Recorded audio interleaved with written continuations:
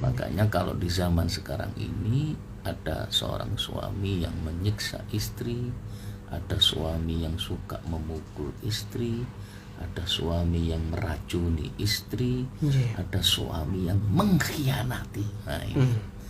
Ada suami yang mengkhianati istri, maka itulah suami-suami yang selalu bikin cinta hanyalah satu, yang selalu bikin cinta hanya Alvito. Assalamualaikum warahmatullahi wabarakatuh, Yai. Waalaikumsalam warahmatullahi wabarakatuh. Alhamdulillah sehat walafiat hari ini, Yai. Alhamdulillah Gus Ishak, alhamdulillah. Alhamdulillah. Alhamdulillah. Masya Lama Allah. tidak berjumpa ini. Leres, masya Allah. Keluarga semuanya sehat walafiat juga, Yai. Alhamdulillah sehat. Alhamdulillah, Nji, masya Allah, Nji. Mudah-mudahan barokah, lancar dan istiqomah, Yai. Ya, Nji. alhamdulillah, alhamdulillah. Nji, masya Allah. Baik. Nji. Yai, pada pagi hari ini kira-kira yang kita akan bahas topiknya tentang apa nih, Yai? Selama ini kita selalu mendengar yaitu istri durhaka Nji, terhadap suami. Nji. Kalau yang dikatakan istri durhaka, ya itu ada di dalam Al-Quran. Ada ya di dalam Al-Quran, ya. Tapi mari sekali-kalilah kita membahas yaitu suami durhaka. Suami durhaka. Ini didukung. Jadi harus ya. keadilan ini ya. Iya, Nji. Masa setiap orang itu kadang yang kita sering dengar istri durhaka terhadap Suami begitu ya. Maka sekali-kalilah kita membahas suami durhaka Terhadap istri itu ya. terhadap istri. Masya Allah, Nji, Masya. Artinya suami durhaka gitu ya hari ini. Ya, suami durhaka terhadap istri. Masya Allah. Baik, dulu Victor, mari kita simak kajian pada pagi hari ini dengan judul Suami Durhaka Terhadap Istri oleh Bapak Kiai Yahya Aziz MAG, Guru Besar dosen di Universitas Islam Negeri Sunan Ampel, Surabaya. Anda juga nanti bisa berkesempatan bergabung dengan kami di 081 234 9393 90. Baik, Yai, monggo disilahkan, Yai. Ya, assalamualaikum warahmatullahi wabarakatuh. Waalaikumsalam warahmatullahi wabarakatuh. Bismillahirrahmanirrahim. Alhamdulillahirabbil alamin. Wassalatu wassalamu ala asyrafil anbiya wal mursalin. Asyhadu an la ilaha illallah wa asyhadu anna Muhammadan abduhu wa rasuluh. Hadirin hadirat pendengar setia Radio Al-Victor 93,3 FM, mudah-mudahan dirahmati oleh Allah. Amin. Mudah-mudahan yang mendengarkan sehat panjang umur. Amin ya Allah, amin. Dan mudah-mudahan ngaji lewat udara ini mudah-mudahan dibarokai oleh Allah. Amin, amin, amin ya rabbal alamin. Gus Ishak, nampak sekali bahwasanya seorang suami itu adalah pemimpin keluarga. Ya, seorang suami itu adalah pemimpin keluarga.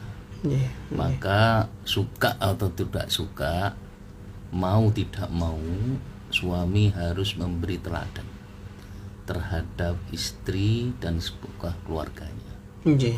Tetapi di dalam Al-Quran itu ada suami yang durhaka terhadap istrinya. Masya Allah. Suami yang durhaka terhadap istri itu adalah suami yang suka kepada kemaksiatan, tapi istrinya taat agama. Jadi kalau zaman sekarang itu ya banyak istri-istri yang ikut ngaji, ikut majelis taklim, tapi suaminya suka kemaksiatan. Ya Allah, ada nggih? Ada. Itu ada di dalam surat At-Tahrim, surat nomor 66. Surat At-Tahrim. Iya, surat At-Tahrim, surat 66 ayat 11. Allah berfirman, wa daraballahu masalan lil ladzina amanu imra'ata fir'aun id qalat rabbi ibnili indaka baitan fil jannah wa najjini min fir'aun wa amalihi wa najjini min qaumidz zalimin. Dan Allah membuat istri Fir'aun sebuah perumpamaan bagi orang-orang yang beriman.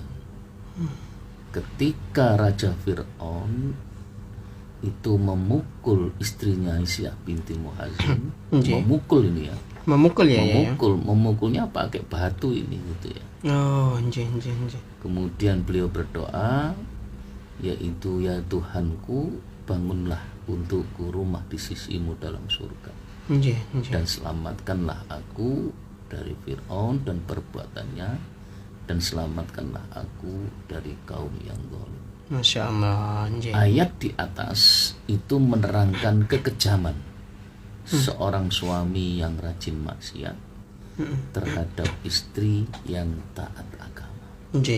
Makanya kalau di zaman sekarang ini ada seorang suami yang menyiksa istri, ada suami yang suka memukul istri, ada suami yang meracuni istri, ada suami yang mengkhianati. Nah, ini ada suami yang mengkhianati istri, maka itulah suami-suami yang durhaka. Masya Allah. Jadi kalau ada suami, kalau Raja Fir'aun ini memukul istrinya pakai batu. Makanya kalau zaman sekarang ini ada suami yang suka mukul istri sampai parah, sampai berdarah, itu ya. Itulah suami-suami yang durhaka. Ya Allah. Masya Allah. Makanya jenengan para suami jangan sampai mukul istri. Dan saya doakan suami-suami istri pendengar radio El Victor ini, suami-suami yang soleh, suami-suami yang sabar, begitu ya. Tolong para suami sabarlah menghadapi istrinya, istri yang cerewet, istri yang ngeyelan, ojo dipukul. Masya Allah. Ya Allah ya Karim, saya itu kalau melihat sebuah keluarga bertengkar masih sampai suami mukul, sampai suami mencaci, itu menangis rasanya. Masya Allah, menangis ya. Menangis. Karena ya apa orang yang paling dekat terhadap suami itu ya istri. Suatu saat suami lumpuh, sakit, siapa yang merawat itu? Yang merawat ya istri yang terdekat itu. Masya Allah. Makanya jangan sia-siakan seorang istri. Jangan kau pukul istrimu, jangan engkau caci istrimu. Masya Allah. Dan ini ada beberapa karakter ciri khas suami yang durhaka terhadap istri, tapi kadangkala orang tidak merasakan. Ya, itu ya. Tidak terasa gitu ya. Tidak terasa. Padahal dia mendolimi istrinya. Masya Allah. Cuma dia kadang-kadang tidak perasaan, nggak kerasa kalau dia itu durhaka terhadap istri. Ya. Masya Allah. Nah ini ada karakter ya, karakter suami durhaka. Yang pertama, karakter suami yang durhaka itu ya ini tidak mau melunasi hutang mahar. Nah, jadi pada waktu akdun nikah itu maharnya hutang. Ya, dibayar hutang gitu ya. Hutang. Waduh. Padahal sudah akad nikah, setelah akad nikah tidak mau bayar. Wah, itu karakter atau ciri khas suami yang durhaka. Tolong bapak-bapak atau calon bapak yang mau menikah, itu kalau bisa ya lunas saja. Ya hutang ya boleh, tapi kalau sudah terjadi pernikahan, maka seorang suami ketika akad nikahnya itu adalah hutang maharnya, maka dia harus melunasi. Nah, itu. Kalau tidak melunasi, ngapunten, dia termasuk kategori suami yang durhaka. Itu. Terus yang kedua, Nah, ini kadang-kadang suami nakalan. Napa niku ya? Yaitu yang kedua, dia menarik mahar kembali. Butuh niki. Iya. Ketika menikah dikasih mahar misalnya 10 juta. Nggih. Terus setelah akad nikah dijaluk mahar. Ini tak selangi sih, 10 juta. Masya Allah. Masya Allah. Jadi kalau sudah mahar itu ya milik istri itu. Sepenuhnya ya. Sepenuhnya itu ya. Makanya beberapa hari yang lalu saya menghadiri manten Nggih. yang laki itu maharnya 50 juta. Wah, Masya Allah. Lah 50 juta itu ya hak milik istri. Nggih. Tapi ono mentolo ketika itu setelah akad nikah dia minta separuh. Nggih. Lah minta itu ya nggak boleh, itu hak istri. Nah, istri ya. Ya, Sepenuhnya ya. sepenuhnya Nggih. gitu. Makanya kadangkala Masya Allah seakan-akan ketika akad nikah saya bayar maharnya 50 juta tapi ditarik atau dipinjem. Lah kalau dipinjem ya ukurannya hutang itu Harus dikembalikan. harus dikembalikan. Makanya ketika seorang suami yang menarik harta mahar Nggih. atau mahar ketika perjanjian akad nikah itu termasuk kategori yaitu suami yang durhaka. Masya Allah. Nggih. Allahumma shalli ala Muhammad. Allahumma sholli alaihi. Yang ketiga yaitu kategori suami yang durhaka terhadap istri yaitu menelantarkan belanja istri. Tidak memberikan Nafkah. nih ya. Iya. Kewajiban seorang suami harus memberi nafkah Nggih. baik lahir maupun batin. Nah itu. Nah ini ono wong wedok gak tahu dikei duit belanja. Nggih. Ya Allah, dikasih belanja tapi njaluke mangan enak. Nah ini. Sedih nih gini. Ya Allah. Atau seorang suami yang Masya Allah dia rela wis mentolo lah Pak. Mentolo itu bahasa Indonesianya itu. Nemenan gitu ya. Nggih. Mentol tega Tega. terhadap istri, nggak dikasih belanja, nggak dikasih uang, nggak dikasih nafkah, sampai seorang istri itu bekerja sendiri. Nah, Ya itu Allah. mencari nafkah sendiri. Sendirinya. Ada seperti itu ya ini. Ada seperti itu. Nggih. Makanya kewajiban seorang suami itu harus memberi nafkah. Nggih. Nafkah ya satu untuk membayar SPP anaknya. Ya. Nafkah yaitu kebutuhan sehari-hari. Nggih. Nafkah yaitu kebutuhan apapun yang ada di rumah tangga. Jadi kalau seandainya seorang suami tidak memberi nafkah, ya kasihan istri itu ya. Karena tanggung jawab nafkah, mencari nafkah itu adalah seorang Suami. Nggih. Masya Allah. Nggih. Yang selanjutnya yang termasuk kategori suami yang durhaka ini tidak menyediakan tempat atau rumah buat istri. Masya Allah. Nggih. Makanya rumah itu penting. Nggih. Maka seorang suami itu harus menyediakan. Ya tak dongakno muga-muga yang hari ini ngontrak itu punya rumah sendiri. Amin ya rabbal alamin. Nggih. Karena kepuasan batin rumah tangga itu adalah mempunyai rumah khusus. Mempunyai rumah sendiri ya. Punya Iya. rumah sendiri. Nggih. Kalau bisa ya ojo kumpul mbek maratuwa. Pondok mertua. Pondok mertua ini gak enak kumpul mbek maratuwa. Ya Allah. Nggih. Saya punya teman waktu manten anyar anu ya ditawari mertua sudah di sini aja. Apa jawabnya tekadnya? Enggak Pak, saya bismillah tak belajar mandiri ngontrak gitu. Masya Allah. Akhirnya barokahnya doa istrinya berjuang untuk istri ngontrak cuma 3 tahun. Hanya 3 tahun ya. 3 tahun setelah itu beliau punya rumah sendiri. Masya Allah.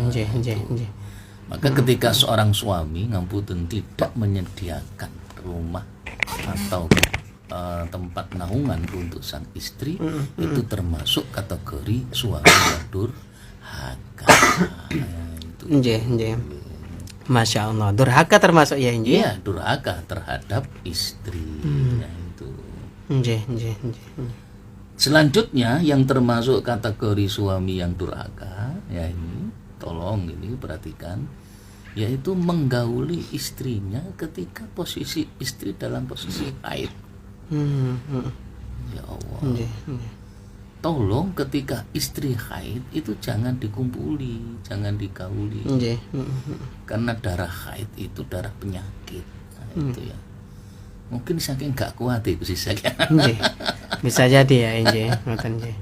Nah, ketika menggauli istri dalam posisi haid, memaksa, ngapunten.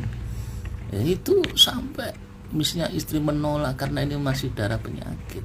Suami harus ikhlas. Suami harus rela. Tidak ditunggu sampai dalam posisi suci gitu ya. Nggih, nggih. Lah ini kan Masya Allah, istri dalam posisi haid langsung minta menggauli, sehingga itu adalah penyakit gitu ya. Masya Allah. Kasihan seorang istri itu. Kalau dalam posisi haid kita minta jatahnya, langsung memaksa bahkan memukul, nah itu termasuk kategori yaitu suami yang durhaka gitu ya. Durhaka.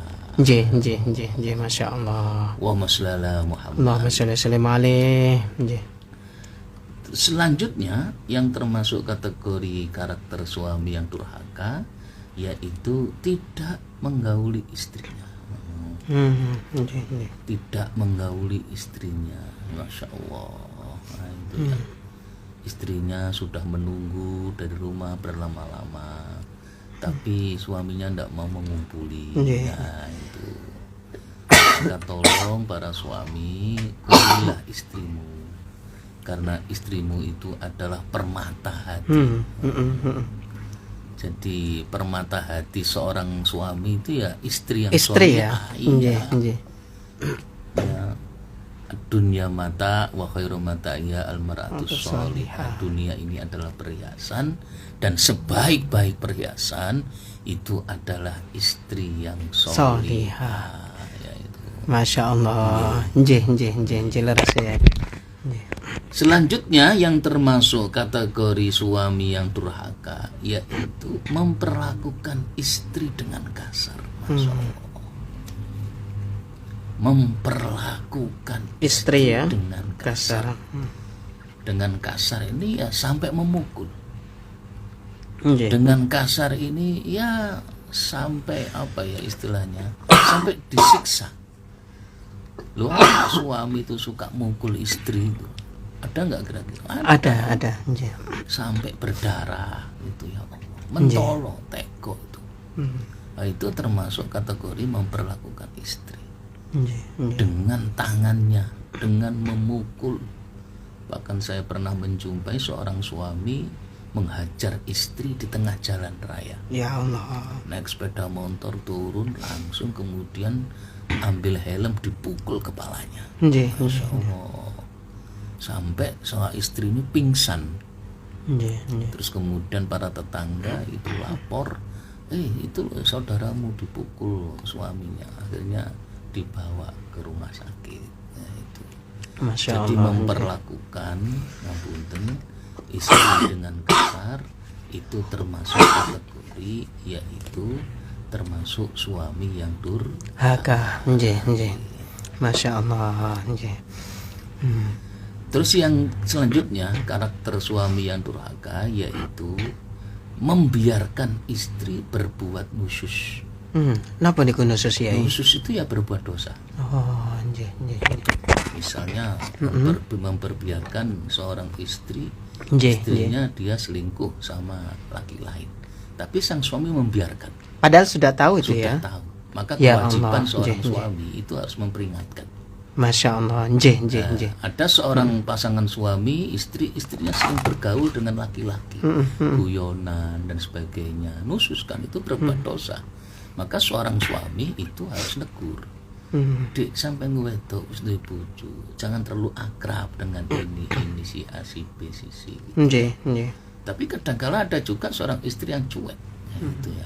Nah, ketika membiarkan itu termasuk kategori ngapunten yaitu suami yang durhaka. Masya Allah. Membiarkan itu termasuk durhaka berarti ya. Jangan sampai seorang suami membiarkan istri berbuat dosa. Ya Allah. Nggih, nggih, Jadi nggih. seorang suami itu punya tanggung jawab, ya tanggung jawab istri, bagaimana ibadahnya, bagaimana pergaulannya, sampai-sampai istri ketika mau keluar rumah pun itu harus mohon izin terhadap suami. Nah, itu. Bahkan ketika kumpul-kumpul seorang istri tentang arisan, tentang pengajian, itu juga harus mendapatkan ridho sang Suami. Nah, itu. Bahkan istri punya kesibukan, misalnya begini, Mas, ekonomi kita tidak mencukupi, saya mohon izin untuk bekerja. Kalau suami mengizinkan monggo, tapi kalau suami tidak ya jangan. Selama gitu suami ya. masih mencukupi gitu. Nggih, nggih, nggih, nggih. Ya, Allahumma sholli ala sayyidina Muhammad. Allahumma sholli alaihi. Selanjutnya yang termasuk kategori suami yang durhaka yaitu mengajak istri berbuat dosa. Nah, ini Ya Allah, ada tuh ya. ada. Ayo dik, awak dewi ya buat bisnis narkoba. Wah. Kemarin ditangkap satu keluarga itu bisnis narkoba. Satu keluarga menjadi penadah motor curian. Satu keluarga bisnis tentang miras. Nah, ketika suami mengajak istri untuk berbuat dosa, yaitu itu termasuk golongan suami yang durhaka. Allahumma sholli ala sayyidina Muhammad. Allahumma sholli alaihi wa ala alihi wasahbihi. Iya, terus selanjutnya yang termasuk kategori suami yang durhaka yaitu membebani kerja istri di luar kemampuannya. Contohnya ada seorang suami punya pekerjaan di kantor, kemudian pekerjaan itu dibawa di rumah, terus kemudian diberi beban kepada istri. Nah, itu jangan. Istrinya yang Iya, iki wis no, iki konsep no dan sebagainya. Kalau istrinya mampu monggo. Tapi kalau tidak mampu ya jangan dibebani. Ya Allah. Urusan kantor kan urusanmu. Urusan tanggung jawabmu. Jangan dibawa di rumah terus dibebankan kepada istri yang istri itu sampai tidak mampu mengerjakannya. Ya Allah. Selanjutnya ini yang termasuk kategori suami yang durhaka, ya ini bagi yang bagi yang berpoligami gitu ya. Tidak adil menggilir istrinya bagi suami yang berpoligami. Dia punya istri 2, tapi dia tidak adil. Nah, atau dia punya istri 3 tapi tidak adil. Nah, adil itu berat. Iya, berat ya. Untuk adil itu berat sekali ya. Masya Allah. Makanya orang-orang laki yang berpoligami itu adalah orang pilihan. Orang pilihan maksudnya apa? Dia mampu nggak adil. Selama dia mampu hebat. Kalau seandainya tidak mampu ya cukup 1 aja. 1 aja cukup ya, jangan nambah-nambah begitu ya.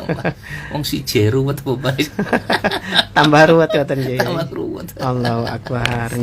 Nah, kalau orang yang nekat berpoligami monggo selama dia punya prinsip keadilan. Keadilan untuk istri yang pertama, keadilan untuk istri yang kedua, keadilan istri yang ketiga gitu ya. Yang paling berat itu ya mengakurkan itu. Mengakurkan antara istri yang pertama, kedua, ketiga itu. Agak berat ya Di mana itu, di Lumajang atau di Bondowoso kemarin yang viral. Seorang anggota dewan istrinya 3 tapi 1 rumah. Ya akur itu ya Allah. Dikenalkan ini yang pertama, istri yang kedua, ini yang ketiga. Bondowoso ya. Lumajang kalau nggak salah. Lumajang ya. Siapa itu, Masya Allah, itu memberi gambaran keadilan. Tapi ya itu 1001 khususan.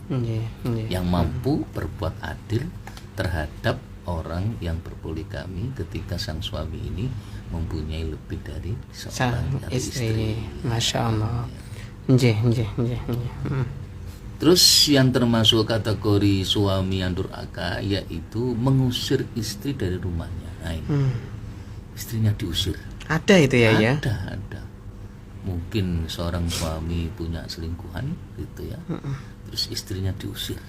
Udah keluar sana. Nah, itu ya. Sampai diambil pakaiannya, sampai diambil barang-barangnya terus dilempar.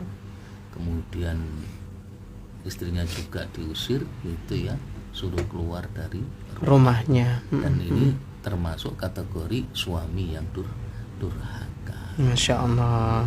Nggih. Ya. Jadi mudah-mudahan kita jauh dari sifat ini ya. Amin. Ini semuanya ada di dalam hadis Nabi. Jadi mulai yang pertama, kedua, ketiga gitu ya. Itu semuanya ada dalam hadis Nabi. Karena apa? Di zaman akhir nanti banyak suami-suami yang durhaka. Termasuk juga ada istri yang durhaka, juga seimbang. Ada suami-suami yang durhaka terhadap istrinya. Ya Allah. Ya, kita lanjutkan kembali ya. Ini sudah masuk beberapa pertanyaan dari dulur-dulur Al Victor ya. Baik, ada dari Bu Nani Zulaiha ini ya. Ya, assalamualaikum Pak Yai Mas Ishak. Memang mahar itu katanya punya calon istri. Bagaimana kalau maharnya masjid Pak Yai? Kalau si calon suami itu ikut sholat di masjid. Semoga Pak Yai Mas Ishak diberi kesehatan dan panjang umur. Gitu. Bagaimana kalau maharnya masjid Pak Yai? Kalau si calon suami itu ikut sholat di masjid itu, gitu. Maharnya berupa masjid ini. Wah, luar biasa. Jadi maharnya, wah saya dibangunkan masjid untuk istri. Iya, mungkin seperti itu ya. Kalau seandainya maharnya wah luar biasa itu. Terus suaminya ikut sholat situ, ya enggak apa-apa, meramaikan kan. Mungkin ya dikasih mahar masjid, terus kemudian diniatkan untuk diwakafkan. Oh, begitu ya. Itu yang paling bagus. Bukan masjid untuk pribadi. Saya mahar saya bangunkan masjid untuk istri. Terus masjid itu nanti namanya nama istri ya, misalnya Masjid Aisyah misalnya gitu ya. Maksudnya Aisyah. Terus kemudian kalau bisa sang istri ini ya mewakafkan, diwakafkan untuk masyarakat, bagus itu. Nah, itu. Apakah boleh seorang suami ikut sholat di situ? Ya boleh aja. Boleh ya. Tambah memakmurkan gitu. Tambah bagus ya. Bagus. Apalagi jadi imam gitu ya. Iya, tambah bagus itu. Masya Allah. Luar biasa kalau misalnya maharnya masjid itu luar biasa itu ya. Baik. Selanjutnya kita terima telepon ya, boleh ya. Assalamualaikum warahmatullahi wabarakatuh.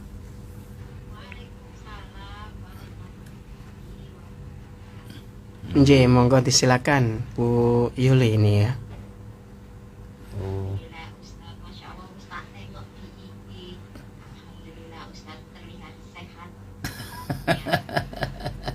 Alhamdulillah.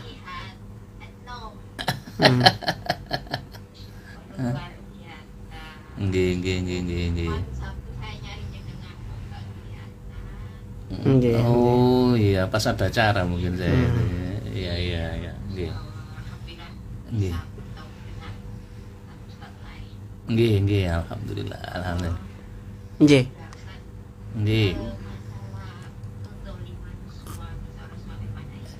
Iya, nggih. Nggih.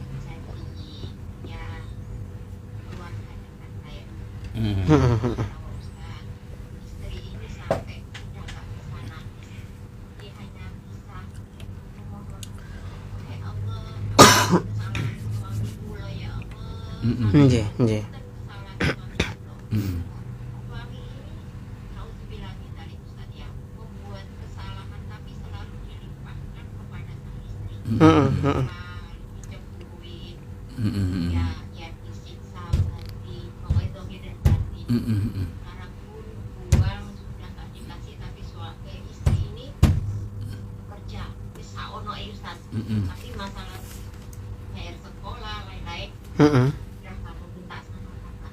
Yang penting kamu ini bisa makan, dia bisa makan. Gak tahu saat ini pedot ya. Aku kalau di luar sekarang ya ini pedot tapi itu gak apapun kesalahan dia gak akan mau mengakui Ustaz itu. Nyoto memang bukan kesalahan tapi gak mau mengakui. Pertanyaannya gimana Bu Yuli?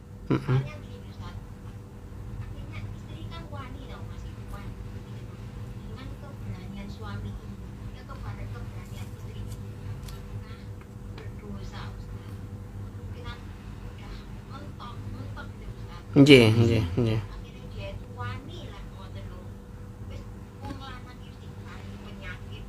Nggih.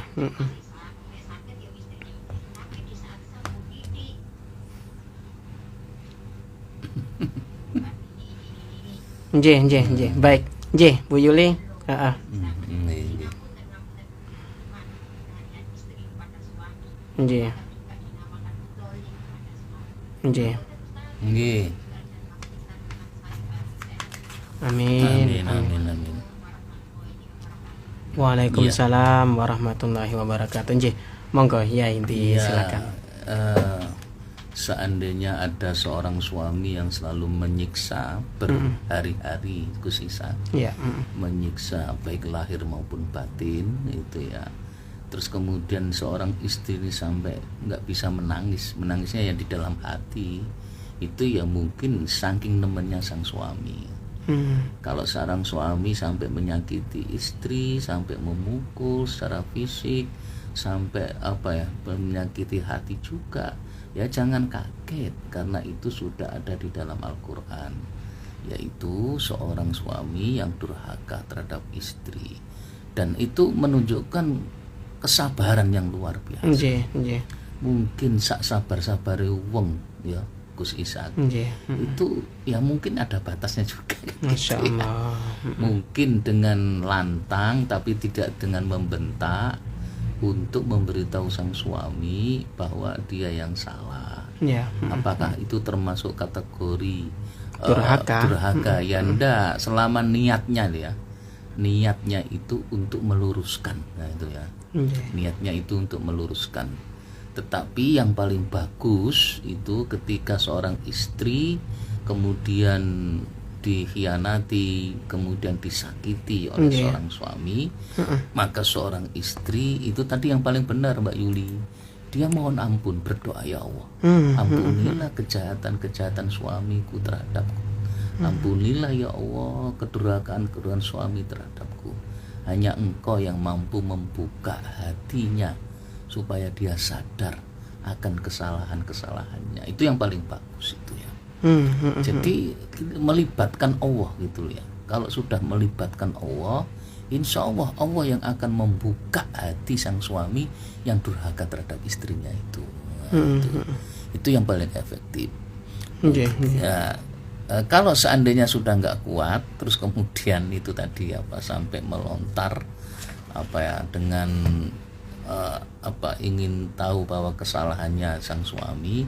Kalau niatnya untuk membenarkan atau memperingatkan ya ada masalah, mengingatkan ya. Tapi kalau marahnya berhari-hari berkali-kali ya itu durhaka itu. Masya Allah.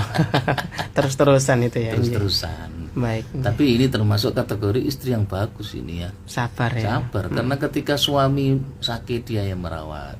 Terus kemudian sembuh dikit, sehat dikit, ngamuk maneh itu. Ya itu bumbu romantika kehidupan keluarga ya di situ itu. Ya Allah, bumbunya ya. Bumbu itu pasti itu. Pasti ada itu. Masya Allah. Baik. Selanjutnya Yai, boleh terima telepon lagi nggih? Ya, sudah ada yang masuk. Assalamualaikum warahmatullahi wabarakatuh.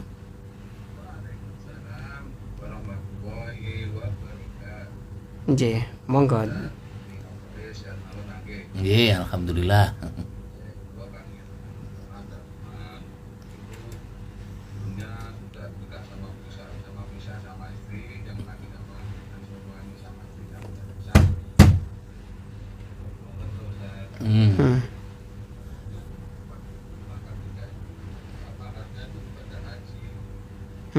Nggih.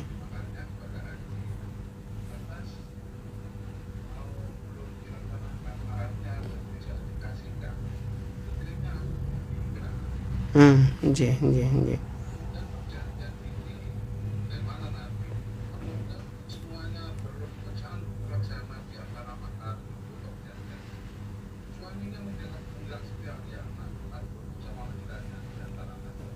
Meninggal kemudian ya.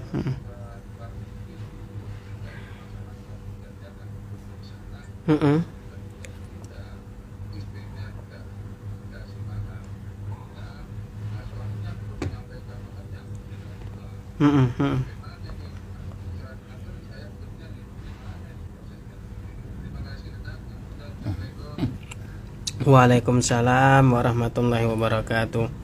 Nggih. Monggo, Yai, nggih. Ini tadi janda sama Jadi ada maharnya adalah naikkan haji, tapi sebelum itu terlaksana istrinya meninggal dulu. Kemudian setelah istrinya meninggal, suaminya kan belum menyampaikan atau membayar mahar tersebut. Kemudian suaminya juga meninggal kemudian. Nah ini maharnya belum terlaksana begitu lah Ustaz. Iya. Nah itu bagaimana ya? Ya kalau mahar itu kan kalau seandainya terjadi pernikahan. Kalau seandainya dia sudah punya janji, terus kemudian ternyata dia sudah meninggal, ya itu ya istilahnya apakah dia itu harus dilaksanakan karena istrinya sudah meninggal gitu ya. Namanya mahar itu ya ketika ada pernikahan. Kalau seandainya misalnya dia sudah mau memberi ternyata istrinya meninggal, ya nggak jadi karena tidak ada jadi pernikahan itu. Tapi itu perjalanan pernikahannya misalkan sudah berjalan kan, naik haji itu misalkan waktunya kan agak lama begitu. Iya. Misalkan hajinya nanti kan nggak tahu 10 tahun kemudian itu tadi. Oh sudah berjalan itu ya. Berjalan. Nikahnya kan 10 tahun sebelumnya misalkan. Di pertengahan 5 tahun itu tadi istrinya meninggal itu tadi. Maharnya belum dikasihkan. Janjinya itu ya. Nah, itu lebih baik ya dikonsultasikan kepada keluarga. Kalau bisa ya digantikan kepada anaknya gitu. Ya. Untuk menghormati bahwa ia sudah janji untuk menghajikan beliau.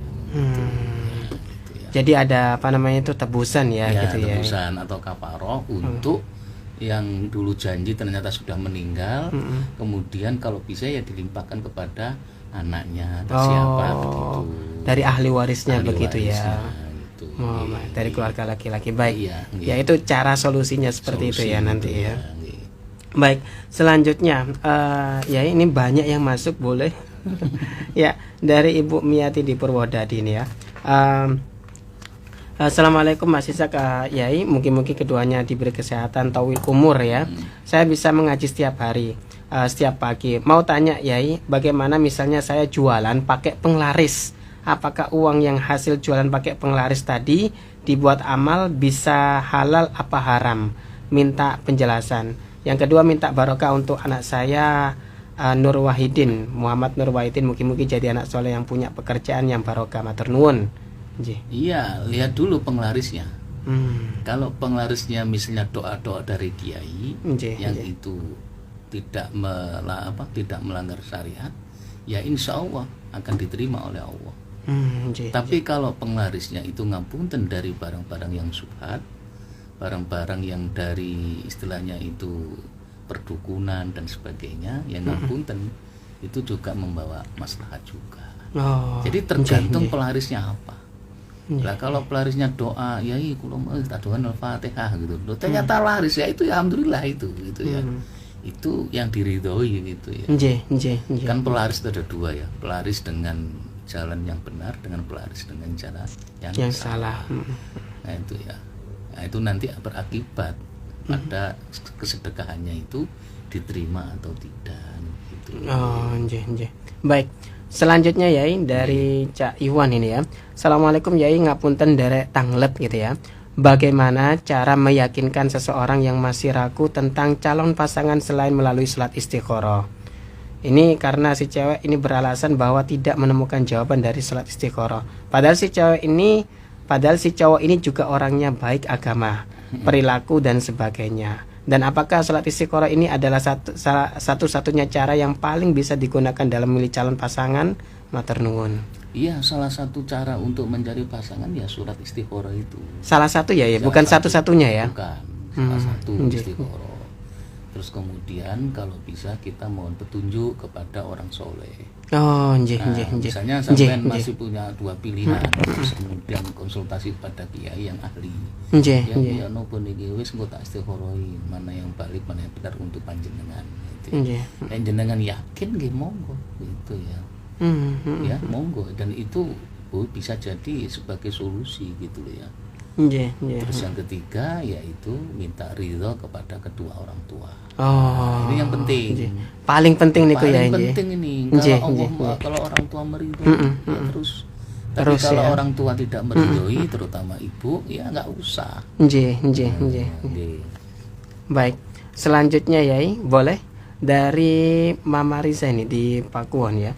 Assalamualaikum Mas Ishak juga Pak Yai. Semoga selalu diberi kesehatan umur panjang yang barokah dan rezeki yang lancar. Abah, saya mau tanya, gimana kalau suami tidak menafkahi batin atau kebutuhan biologis kepada istri, tapi istri sudah berusaha, tanda kurung towo-towo ya, tapi suami nggak respon. Kadang bilang capek, bilang sudah gak mikir gitu-gitu, kadang bilang usia udah tua, udah ada cucu, begitu apa Yai. Tapi hari-harinya ya biasa-biasa aja. Pernah pernah canda, pernah tawa, tapi yang jadi masalah ya itu tadi apa? Tidak menafkahi biologis. Apa itu termasuk suami yang durhaka? Kadang kalau pas marah juga berkata kasar, menyakiti perasaan. Apa itu juga termasuk suami durhaka?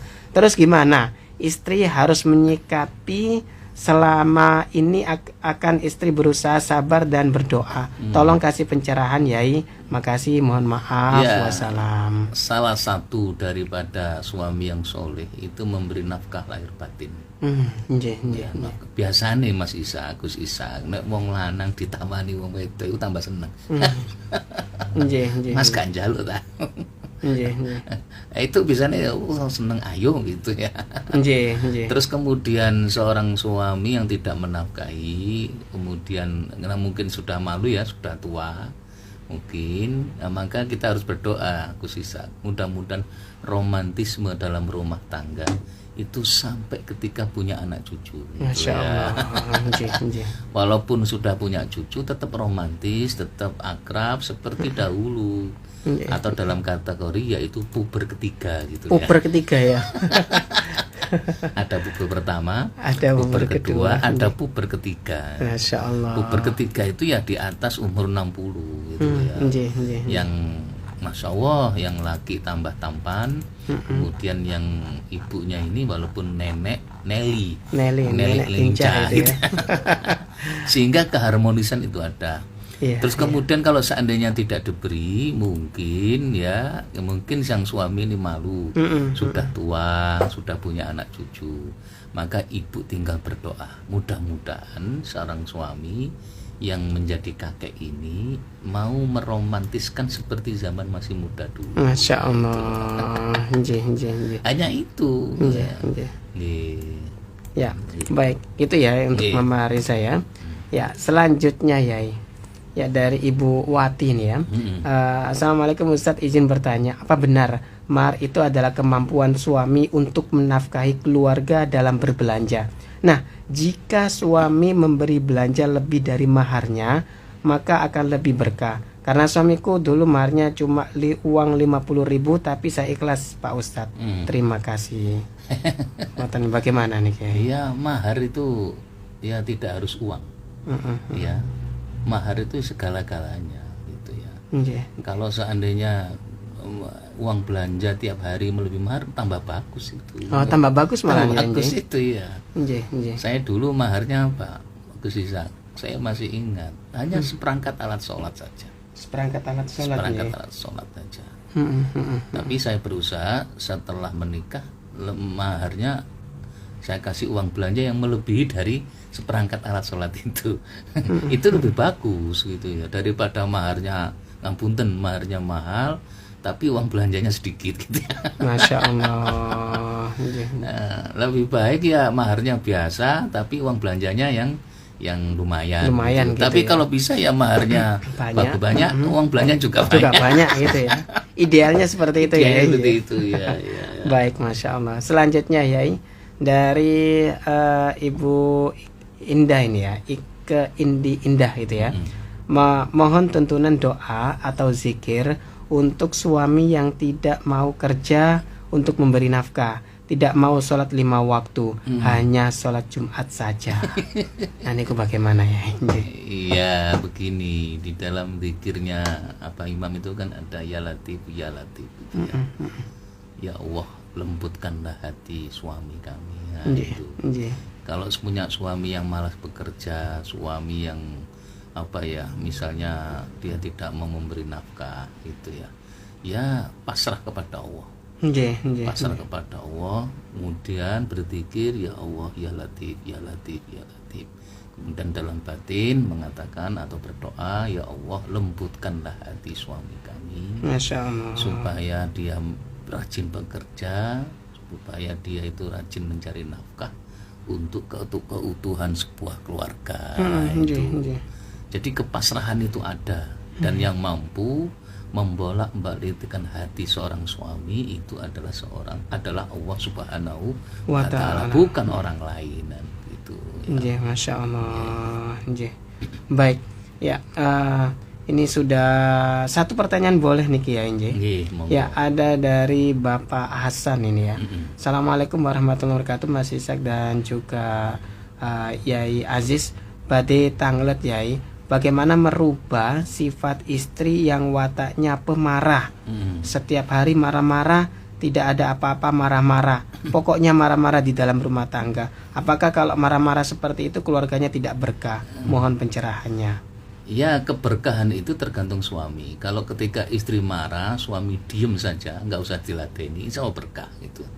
Sing repot itu kalau istri marah-marah, suami ngeladeni, tambah marah-marah, tambah nggak berkah itu nanti itu ya. Ya Allah, Obat yang paling pas untuk istri yang suka marah, diam. Diam, jangan diladeni, kemudian ambil air wudhu, sujud yang lama. Kemudian habis sujud berdoa dan bacakan Fatihah 41 kali untuk seorang istri. Insya Allah Allah yang akan membuka tabir hati seorang istri yang dulunya marah akan menjadi sayang terhadap sang suami. Masya Allah. Baik. Begitu ya caranya baik. Nah ini juga ada lagi nambah lagi nih Yai dari Bu Miati. Mau tanya dikir apa kalau ingin punya pekerjaan ya Kiai? Terakhir nih ya. Ya, kemudian kalau seandainya panjenengan pingin Allah yang memberi pekerjaan, itu harus yakin dulu. Harus yakin ya. Terus kemudian ada zikir yang dibaca yaitu ya Hafid, ya Nasir, ya Wakil, ya Allah. Ya Hafid, ya Nasir, ya Wakil, ya Allah. Ya Hafid, ya Nasir, ya Wakil, ya Allah. Ya Hafid, Allah yang maha menjaga. Ya Nasir, Allah yang maha menolong. Allah yang maha menolong. Ya Wakil, Allah yang memberi perwakilan itu ya. Ya Allah, semuanya dipasrahkan kepada Allah. Masya Allah. Baik, itu ya zikirnya ya Ibu ya. Baik ya, semuanya sudah terjawab dengan tuntas. Alhamdulillah. Mungkin kita bisa tutup dengan doa ya.